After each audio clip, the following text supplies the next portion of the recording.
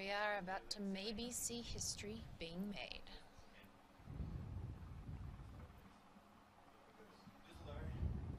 And he is off. It's actually fairly conservative. I agree. This car. Some dirt on here or there. Any of the quads have done that. And then just has to take what comes to him with the clouds. Oh my God, the thing is so fast. He's moving a good pace here. Picnic grounds here. He'll probably hit around 150 miles an hour, if I'd have to take a guess. Oh my gosh, so late on the brakes. He's slowing themselves and regenning that way, or? It's such a short program. They want to make this car, and this is one thing VW is great at. I know from our cars, our Beetles. They want to make it drives are already full. Then it transitions to regenerating under braking to make up about 20% of the battery power. I wonder if we can get some lap times showing up here. Yeah. And as you'll see, the helicopter's having trouble keeping up with him. He's coming in to Gilly's corner here. So that's Tin Barn. Coming up, he'll be approaching switchback below Glen Cove, and his qualifying section should be through the W's. I've been attending this race all my life, and I've never seen anything quite move like that. And there's so much dust on the road itself. During that sunrise, you see that dust get kicked up in the air, and it really shows the influence of that aerodynamics, especially the under effects. So what's special here is the aerodynamics give it that huge amount of downforce, and it's an ultra-light car, right? So it has the advantage to climb fast while sticking to the road. An electric car, it is very light. It's a challenge because batteries still weigh more for the energy produced. They still weigh more than gasoline. But you get a chance to put the weight where you want it. Oh my gosh! That is wide on coming into Elk Park. I mean, it's so much trust in the downforce there. It really is. Of course, Carlin Dunn did it on an electric motorcycle in 2013, but Rhys beat everyone, 2- and 4-wheeled competitors. So it's pretty remarkable to see that. It really shows the capability of this technology, and that's part of Pikes Peak's mission statement. It wants to be a proving ground for advancements in technology that improve the vehicles that we drive on the roads. Corners, so there's not a lot of air cooling going on.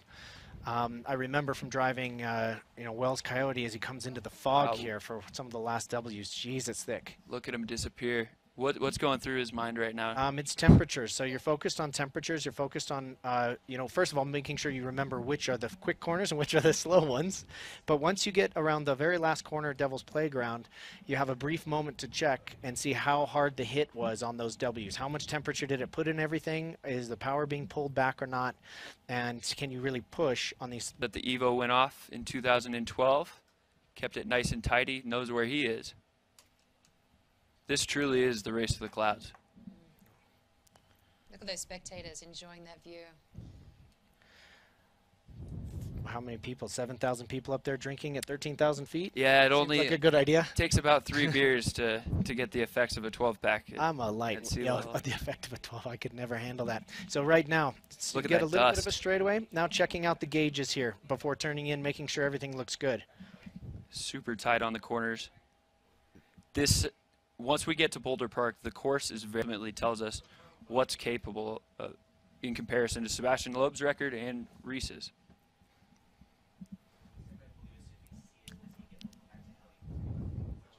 These 3 corners are my least favorite on the whole track. These 3 left-hand, I know I mention them all the time. They just are so scary. And, they're slightly different radiuses, and you're going so fast, and you have to go fast if you're going to use down, courage requiring section. The Little Pikes Peak. It looks like if the clouds are going to affect him, it'd be around Olympic. Is that the area where it looks like they're kind of licking the mountain there? It would. From what we saw there, it looks like it's going to be good there. This part of the course is extremely rough. And it happens to be, especially an electric car, it's got to be the fastest straightaway. And this is the disadvantage that he has to when Sébastien Loeb ran back in. Look at the helicopter, barely able to climb at the same rate. Coming up on a very bumpy left-hander here. Look at that just bounce record, but I think he has a chance at Loeb. I didn't start a stopwatch myself, but what's Loeb's time? 8 minutes and 13.878 seconds. Roughly. right around there. I think Mitch has approximately. memorized. Okay, the fact the helicopter can still see him means the visibility is still really good. They may have lucked out on the visibility. It's just a matter of if it's making full power or not. How about the flat light? Because it's obviously not as sunny as it was earlier today. I don't think that will be a negative effect. He's across the line. He made it to the top.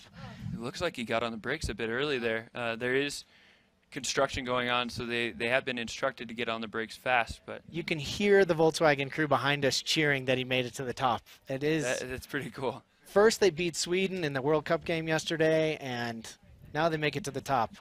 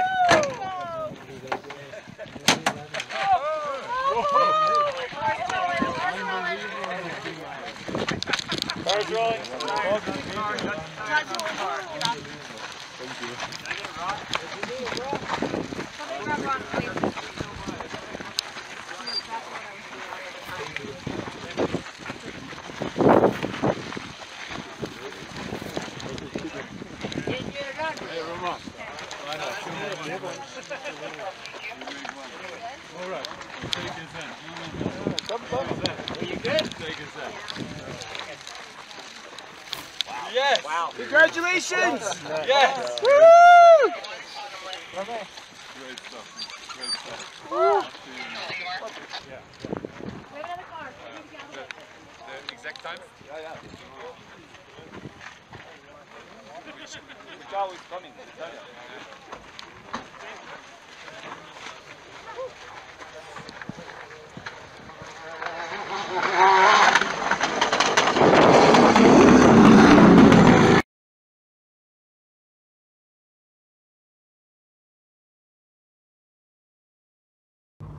Sven, can we just get a quick word? Was you talking to Romain? Yes. What did you say? Cool. First of all, thank you for being with us this last 9 months, because also Romain, with all the programs he has had, he's been flying to America back for 24 hours up and down. So well, a massive congratulations. He did what we asked him to do, and drive the car without any mistake, and yeah, that he actually gets this time because it was humid in sector 2. So he thought that he was going really slow, but yeah, fantastic. Well, I mean, if I just look to the company first, I mean, to do something like this in only 9 months, I think is probably the biggest achievement they ever did. And I think we've proved that electric cars can be passionate, that it's fantastic to see them drive, and that it's probably the future that we all have to go through. What have you achieved today? Well, we've achieved, first of all, our target, which was the electric record, but we also made it to break the record of Loeb, break the 8-minute barrier. I think it's the first time an electric car wins a competition in a, let's say, an open class, because it's not only electric cars here. So I think it's a milestone for electric cars, and also a milestone for our company, because 9 months working flat out day night with not much sleep with such a project is just fantastic. Don't be modest, you've made motoring history today. Yeah, I know, but it will take some time to let it sink through. Thank you.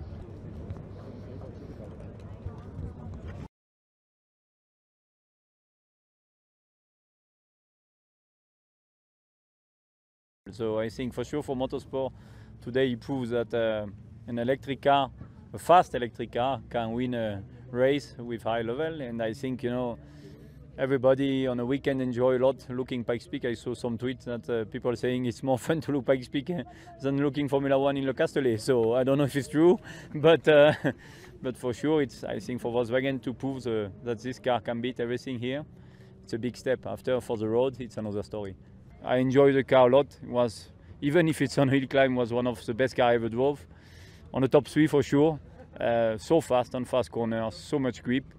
And yeah, so I was very happy for them, for myself. My only target was to win the race, you know, and to, for sure, to try to break this record.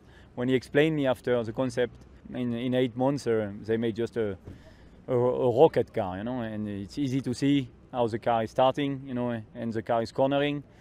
It's very impressive. So now I would like to try this car on a racetrack to see exactly which what can be the difference with the car I was used to. Yes, my plan was to start very fast on a first sector, clear, and to try already to get a lot of time compared to Sébastien record, because I knew it was a good sector for us in terms of downforce.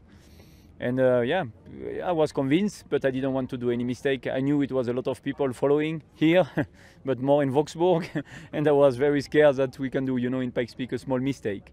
So when I saw the less grip in the sector 2, suddenly I said, okay, don't take any risk. It will be enough to win. It will be possible enough for the record, but don't do any mistake for sure, because I didn't want, you know, to do some things that it was not possible to repair. So. Yeah, but at the end, in my head, it was clear. Yesterday evening, I spoke with my friend Rhys, and I said, tomorrow we have to go below 8. That was my own target, to go below 8. But now I hope we can go possible a little bit quicker next time. Yeah, it was very difficult morning for sure, for everybody. First of all, I came too early because I was scared to be late. And we wait, you know, it's not the first time for me here, you know. I know how it's complicated this time. But suddenly when we saw the weather, I saw on the face of FX and Sven that the weather was not great. So I was just staying in the car and yeah, say anyway, we have to do our job now. And it was, yeah, a very long time to wait. But yeah, at the end of the day, that's racing. What we can do, nothing. Just try and hope. For sure, it was not an optimum day. I'm sure we had more performance a little bit, but it was for sure enough. So that was the most important. Already people from Peugeot who sent me texts that they were happy and hope to come back, but I don't know. Hopefully they will come back like that. They will push us a little bit more. Oh, Sector 1, as I told you, I took a lot of, yesterday night in a video, I took a lot of mark and say, okay, I should be at this speed and this speed. It's the first time that I was able to look the dash by driving, to look my minimum speed in a corner. And Sector 1 was just great, was just good, no stress, no push. But yeah, Sector 2 straight away was a lot more difficult, a lot less grip. After, you know, I was a little bit on stress inside the car, and I was thinking, okay, relax. When I get Sector 3, I say, okay, now it's only 2 minutes to go. Come on, baby, we go and we finish these things. The IDR Pikes Peak's run is impressive right off the bat. This car is fast, super fast, and a feast for the eyes. At the legendary race in the Rocky Mountains, driver Romain Dumas not only broke the record for electric cars, he also pulverized the overall record set by Sébastien Loeb in a conventional car back in 2013. The IDR Pikes Peak crossed the finish line at 7 minutes 57 seconds. Mission accomplished in 2 ways. The team incredible, the atmosphere incredible, the challenge incredible. Yeah, I have a lot of emotion. I was very happy to win with my team in 2014, but this time I made it to the top without any issue with pushing. So yeah, it was it's a kind of dream, but I'm very happy that the race is done, I can tell you. Wolfsburg is overjoyed as well. There's hardly enough room for everybody in the public viewing locations. Some of the people cheering played an important role in the project. I was pretty sure we were going to break the record. I saw for myself how dedicated the team was, and that's why I was confident. But seeing the second record broken as well at the first attempt, that makes me proud. Just a few months ago, Volkswagen started the Pikes Peak project with the goal of breaking the electric record. The team gave everything, and even the unpredictable weather played along. At the end, Dumas topped the record for electric cars by an unbelievable 60 seconds. It is actually very crazy. I mean, if we think back September 2nd, starting from a white sheet 9 months later to drive this time is something that actually it's nearly unbelievable. If somebody would have told me this yesterday, I would have told them, yeah, maybe next year when we come back, but not this year. After 31 years, an old score has been settled at Pikes Peak. As the saying goes with regard to this race, the mountain decides, but Volkswagen prevailed as a team. Now Volkswagen will start looking for new challenges for the IDR Pikes Peak, because chances are this race was not the only one for this fast electric racer that broke not one, but 2 records at the same time in the toughest mountain race in the world. 7:57, 1:48.